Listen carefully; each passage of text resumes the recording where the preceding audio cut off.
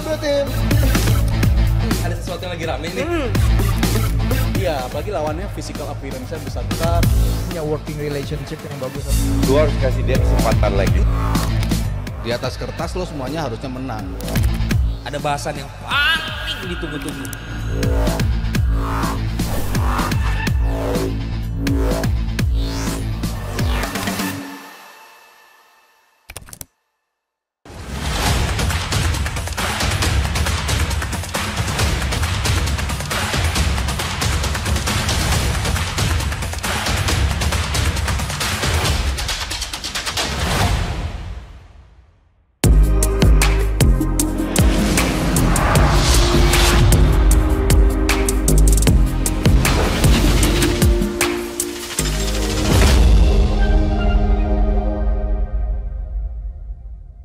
Halo Super Friends, ketemu lagi di Super Soccer TV. Dan kali ini kita masuki segmen Super Goals, di mana kita akan bahas banyak gol-gol cantik yang terjadi selama hajatan bola Eropa. Dari yang pertama dulu kita akan membahas dari pertandingan Skotlandia lawan Swiss, yaitu adalah Xherdan Shaqiri. Ini kalau kemarin kata plesetan di Super Fans yang nonton di live reaction kita, dia nggak bisa kanan karena dia selalu Shaqiri. Kiri. Gimana? Seberapa keren Kanan. Xherdan Shaqiri kemarin gol? Yang Tapi bisa kiri kanan siapa? siapa? Shakira. Ya, stamina. Kira. Karena Xherdan Shaqiri ini sering menjadi pemain yang mencetak gol bagus dan juga menentukan untuk timnya Swiss di hajatan Eropa maupun dunia. Apakah memang dia spesialis cetak gol bagus doang, Mas? Tapi emang golnya selalu bagus. Bagus ya, sering banget gol bagusnya. Karena dia punya tendangan, istilahnya kalau orang zaman dulu tendangan geledek ya. Woi. Tendangan yang jarak jauh. Sekarang udah gak ada yang pakai. Sekarang lebih ke sambel ya. Itu bukan sambal. Screamer ya. Screamer. Wih, Screamer. kalau bahasa Tendangan Rijal ya screamer. Screamer. Tendangan yang jarak jauh yang emang tepat, placingnya mau dia kenceng lurus, mau dia kenceng belok, tapi selalu bisa nyampe di jala lawan gitu. Kalau gue ngeliat dia gol-golnya, ada hat-trick di Piala Dunia 2014 ketika lawan Honduras. Bagus tuh. Itu golnya juga bagus-bagus. Di Euro 2016 dia juga cetak 1 gol lawan Polandia. Lalu di Nations League final dia juga nyiptain. Nations League, Euro 2020 dia bikin 2 gol. 1 lawan Turki, 1 lawan Spanyol. Di Piala Dunia 2022 dia golin lagi lawan Serbia. Jadi memang big game player, di turnamen-turnamen besar.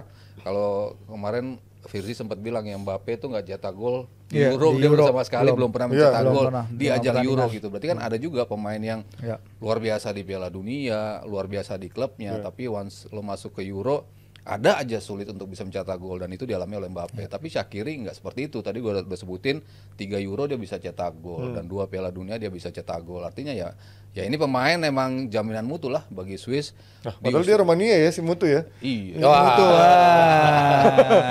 Bahasan gua kemarin. Kita ulang lagi. Emang diulang-ulang terus aja. Nyerempet-nyerempet. Selalu bisa menjadi jaminan ya, nggak pakai mutu. Nggak pakai mutu ya. Untuk bisa mencetak gol. Usianya udah semakin menua, tapi gol-golnya kebukti. Kemarin kan dia momentum ya. Kenapa jadi super gol? Ada kesalahan dari pemain back lawan. Akhirnya dia bisa ngambil kesempatan, inisiatif untuk langsung melakukan tembakan. Posisi yang sangat sulit sebetulnya untuk bisa mencetak gol sambil berlari, tapi bolanya coba dia lengkungin dan akhirnya bisa menjadi gol. Gimana Fir, lo ngeliat Shaqiri nih? Iya, dia kan dia sebenarnya nggak tua-tua banget ya, 32 tahun, tapi dia kayak udah kita udah tahu aja lah, udah lama dia pernah main di Stoke, pernah main di Inter kan ya. Di Inter pernah. Udah lama banget dan dia Munchen ya, satu-satunya pemain yang nyetak dalam 3 edisi hajatan Eropa dan 3 edisi hajatan dunia terakhir kan. Bahkan Ronaldo pun nggak bisa melakukan itu. Jadi dan kemarin golnya juga datang di saat sebenarnya Swiss lagi kesulitan tuh nembus si Skotlandia, karena kita tahu walaupun mereka ada 2 gol yang dianulir pada akhirnya, tapi Skotlandia pada dasarnya mereka bisa defense yang compact yang bagus gitu, kecuali ya satu momen kesalahan itu juga. Tapi satu momen kesalahan itu aja kan nggak cukup tanpa suatu finishing yang luar biasa. Betul. Dan kaget juga begitu dia nembak, langsung ke atas gawang itu lagi-lagi kaget ya, tapi nggak sekaget tadi. Kalau ini gimana kagetnya? Ini gimana? Gitu. Oh gitu. Kagetnya biasa. Pas kaget biasa.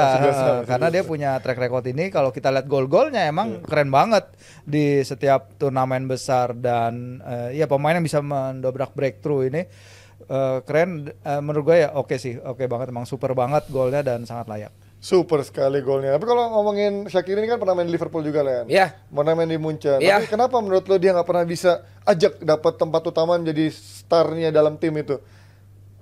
Kecuali bersama Swiss ya.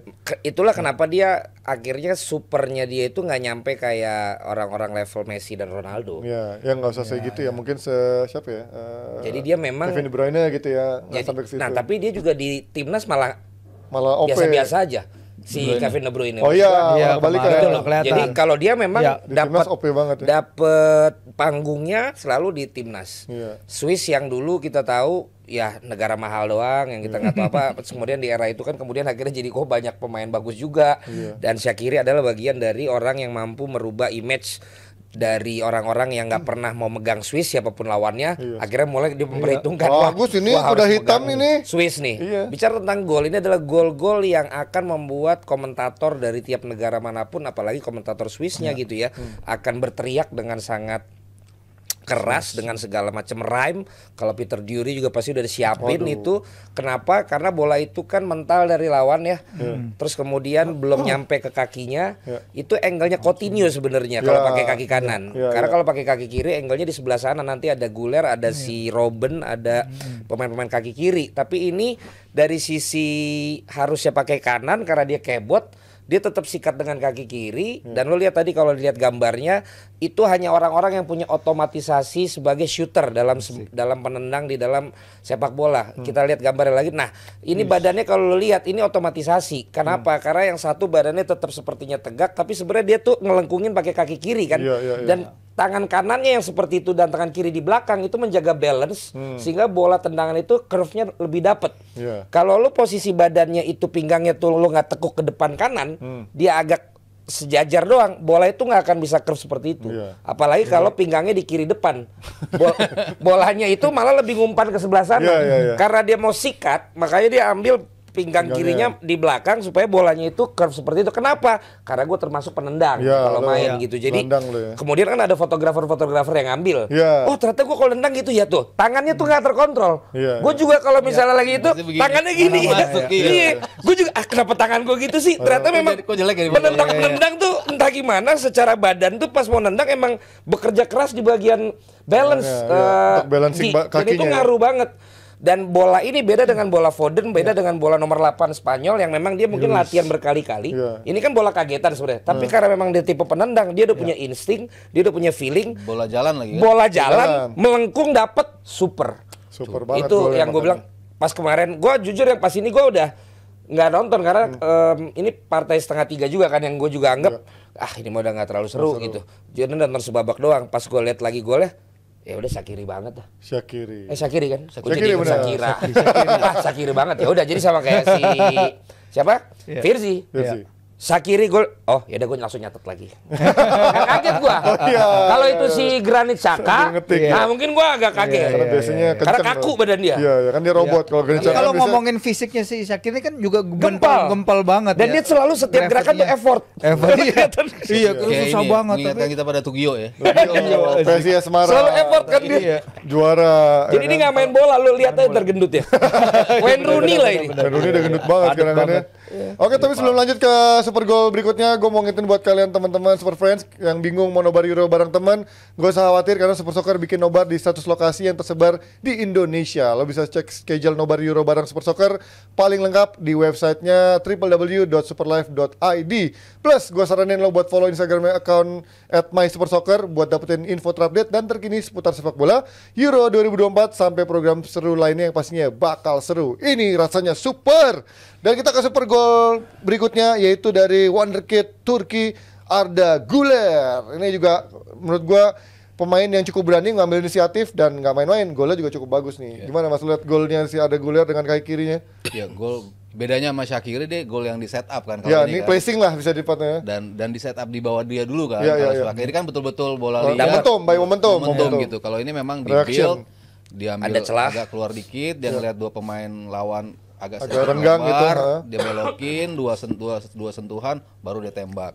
Kalau gua ngelihat dia kenapa sekarang sematang itu ya ada campur tangan sama Don Carlo juga. Ancelotti ya? Iya, dia kan selalu bisa ngirit-ngirit ke pemain sampai kapan emang waktunya buat dia Nongol. jadi starter. Iya. Selalu ditahan. Kamavinga begitu masuk nggak langsung dikasih Iya. kesempatan. Tchouaméni Cuma juga. ini begitu datang nggak langsung dikasih kesempatan starter, dirotasi terus pelan-pelan. Modric Kroos mulai yang dimainin kan. Iya. Dan Arda Güler pun seperti itu sampai Fenerbahce sebel banget nih. Tapi Ya kan? ditambah dia cedera juga nggak sih? Ada Mas? cedera Iya, di awal. baru datang Awal ya. cedera, tapi Iya. ketika sembuh kan dia nggak langsung Nggak automatic langsung. starter, walaupun di posisinya itu kan Rodrigo kadang jelek, Iya. Brahim Diaz kenapa yang dipercaya, kenapa bukan dia, Fenerbahce sempat sebel juga. Ini kenapa pemain terbaik kita dilepas tapi kok nggak dipakai dipakai, gitu gitu. kan, mereka sempat sebel. Tapi ya inilah Ancelotti tahu kapan gue harus betul-betul bikin pemain ini meletek lah. Dan itu kemarin decision makingnya ya gue rasa karena kematangan terakhir dia main bersama Madrid, dia menjadi pemain yang matang untuk ambil keputusan. Kemarin kan ya dia ngelihat momentum itu kapan gue harus melakukan sebuah tembakan, kapan gue harus bisa killing the game buat Turkinya itu kan. Ketika mereka sudah unggul, jangan laid back, tetap nyerang dan upaya untuk mencetak gol. Dan dia lakukan keputusan itu dengan tepat dan akhirnya menghadirkan super gol itu. Dan dia juga memecahkan rekornya Ronaldo ya. Apa tuh rekornya, Fir?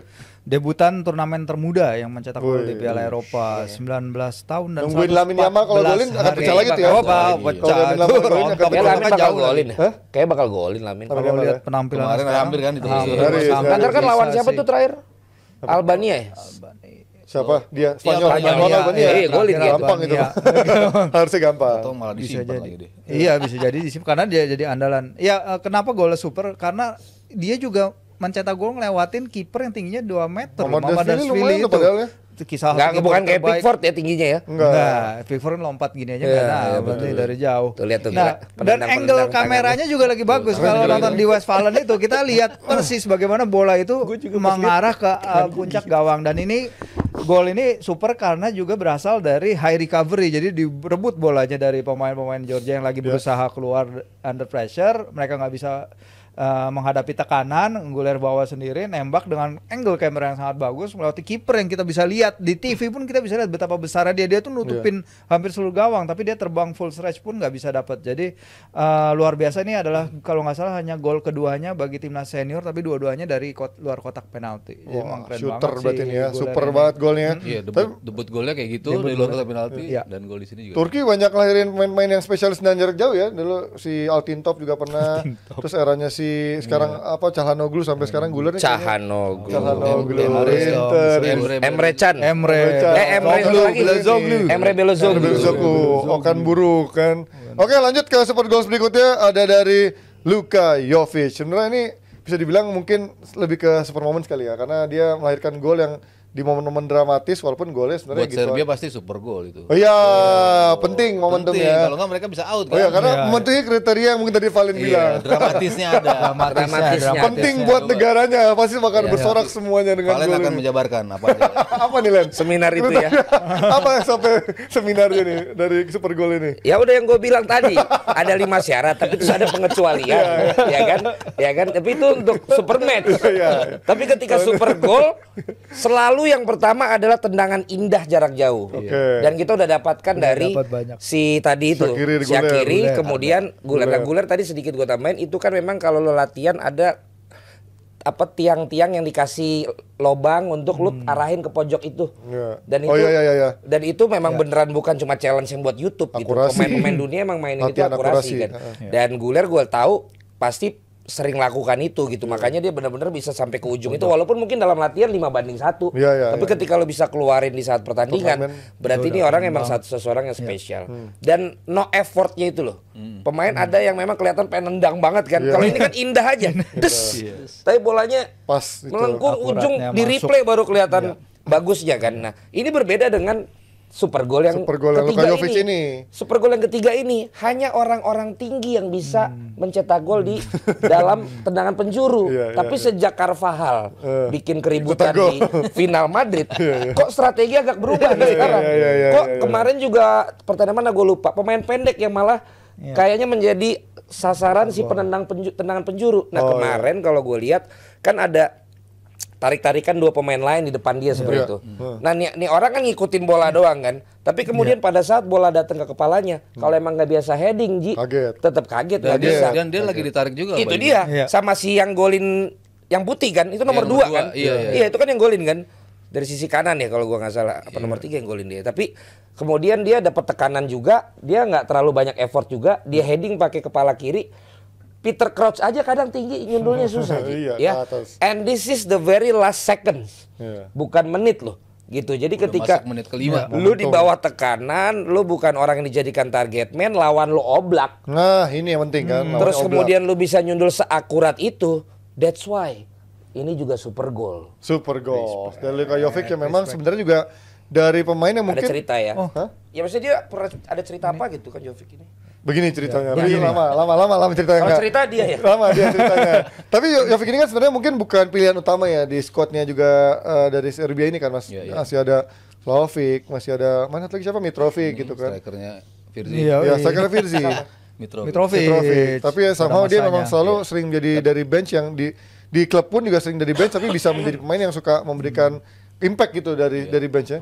Ya, ini kan tim yang gue sempet singgung di awal Iya, lo ketika lawan Serbia. Inggris ya. Ini Jagoan kan tim sama yang salah satu yang gue Tim to watch ya. yang tingginya overallnya 188 188. 87,9 average-nya lo bayangin average berarti kan Buset, yang di atas itu banyak. Berarti 190-an semua tuh kebanyakan Iya, tuh ya. luar biasa tinggi. Tapi kan kemarin Slovenia juga banyak yang tinggi juga. Jadi banyak juga yang tidak tepat sasaran lah sundulan-sundulannya. Beberapa kena tiang kan pemain mereka, Mitrovic juga kena tiang.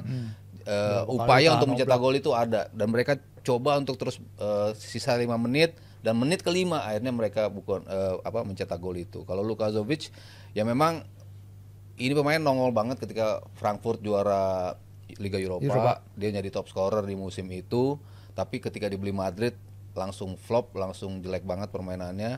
Lalu pindah-pindah klub kayak no man's land gitu, dia selalu pindah-pindah, tapi ya akhirnya ngebuktiin di timnas walaupun di depannya ada si Mitrovic, ada banyak pemain yang semuanya pemain-pemain pencetak gol yang diandalkan di depan, tapi ya dia bisa nyodok dan menjadi penentu justru.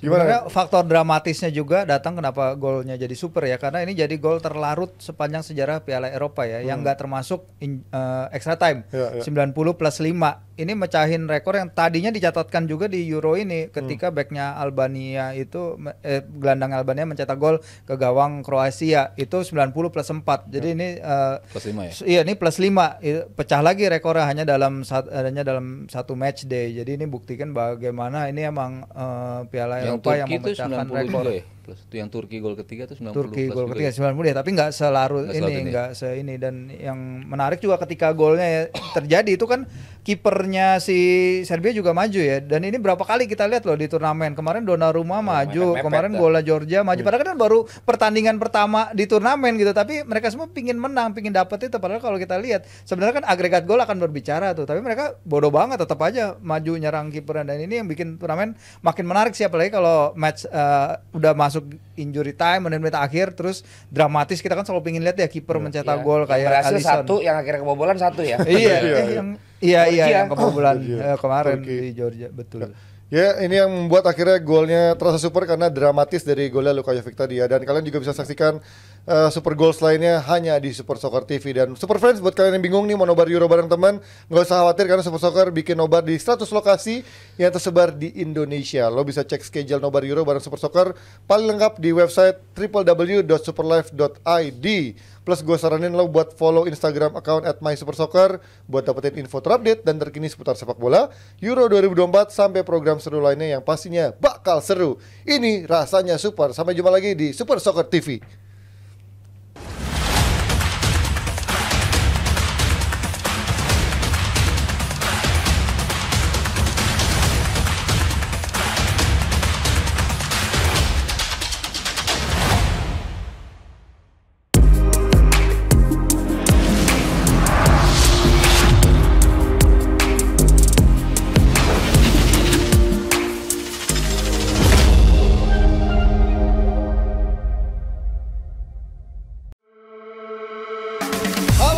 Kim. Ada sesuatu yang lagi rame nih. Iya, apalagi lawannya physical appearance-nya besar-besar. Punya working relationship yang bagus. Lu harus kasih dia kesempatan lagi. Di atas kertas lo semuanya harusnya menang. Ada bahasan yang paling ditunggu-tunggu.